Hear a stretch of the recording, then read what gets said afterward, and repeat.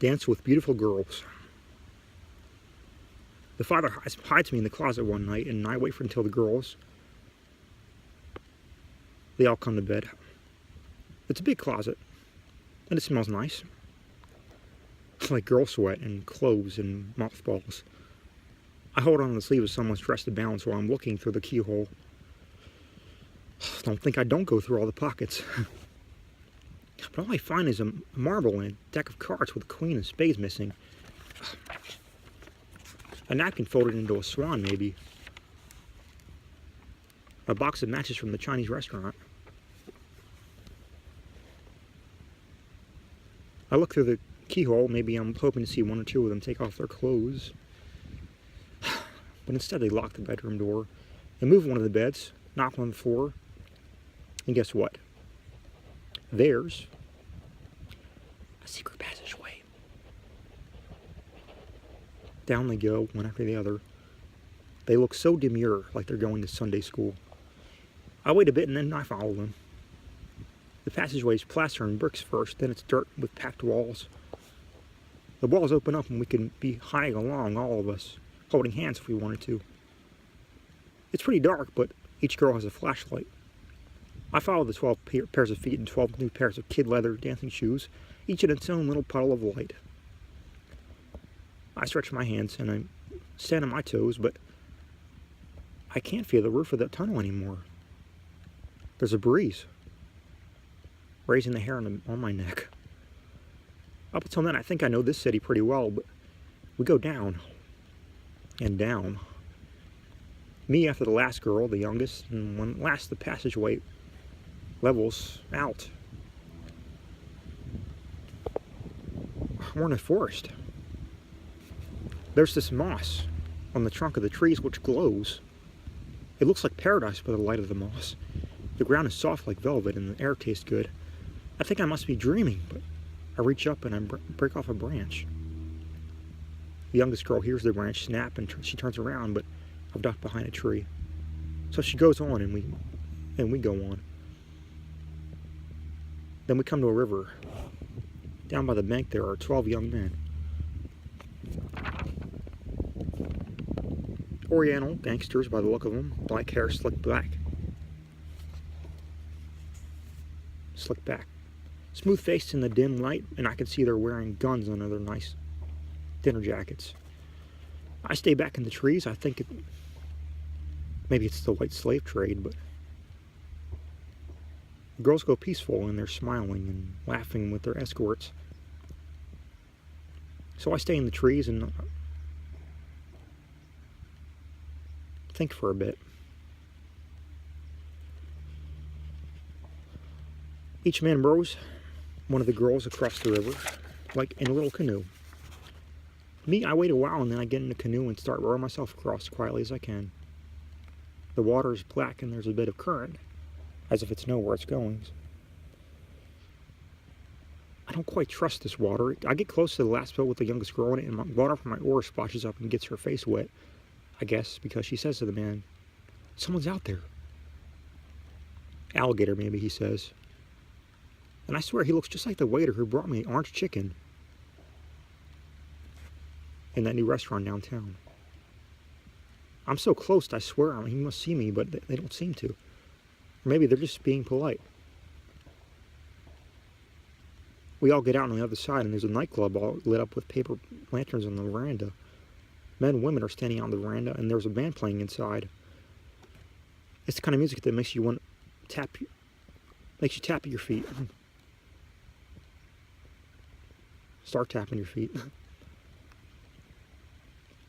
It gets inside me and starts knocking inside my head. By now, I think the girls must have seen me, but they don't look at me. They seem to be ignoring me. "Well, here they are," this one girl says. "Hello, girls."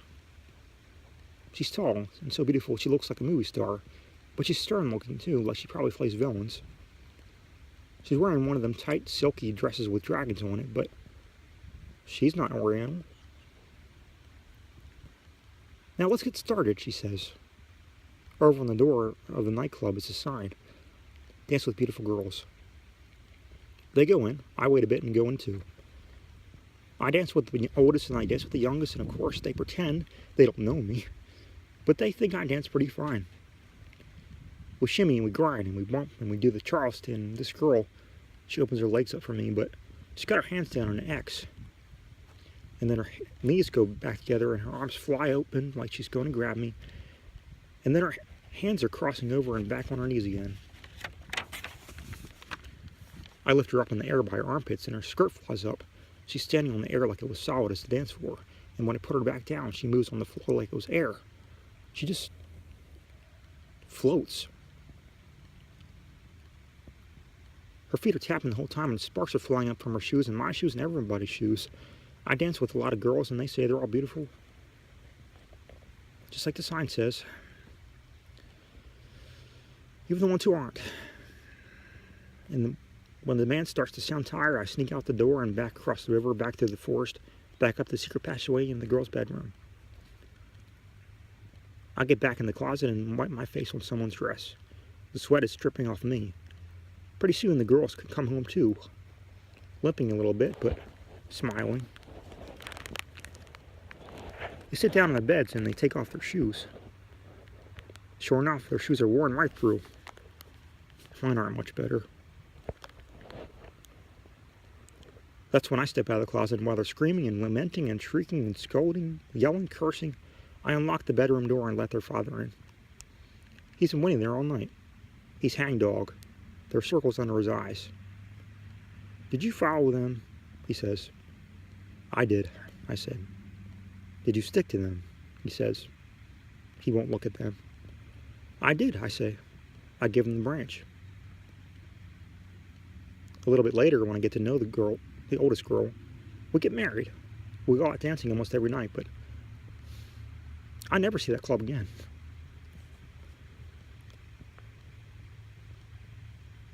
There are two kinds of names. The girl detective has learned to distrust certain people. People who don't blink enough, for example. People who don't fidget. People who dance too well. People who are too fat, too thin. People who cry and don't need to blow their nose afterwards. People who with certain kinds of names who are prone to wild and extravagant behavior. Sometimes they turn to a life of crime. If only their parents had been more thoughtful. These people have names like Bernadette, Sylvester, Arabella, Apocalypse, Thaddeus, Gertrude, Gomez, Xavier, Xerxes, Flora. They wear sinister lipsticks, plot world destructions, ride to the hounds, take up archery instead of bowling. They steal inheritances, wear false teeth, hide wills, shoplift, plot murders, take off their clothes and dance on tables and in crowded bars just after everyone has gotten off work. On the other hand, it doesn't do to trust people named George or Maxine or Sandra or Bradley. People with names like this are obviously hiding something. Men who limp, who have crooked or too many teeth. People who don't floss. People who are stingy and who leave over-generous tips. People who don't wash their hands after going to the bathroom. People who want things too badly. The world is a dangerous place, full of people who don't trust each other.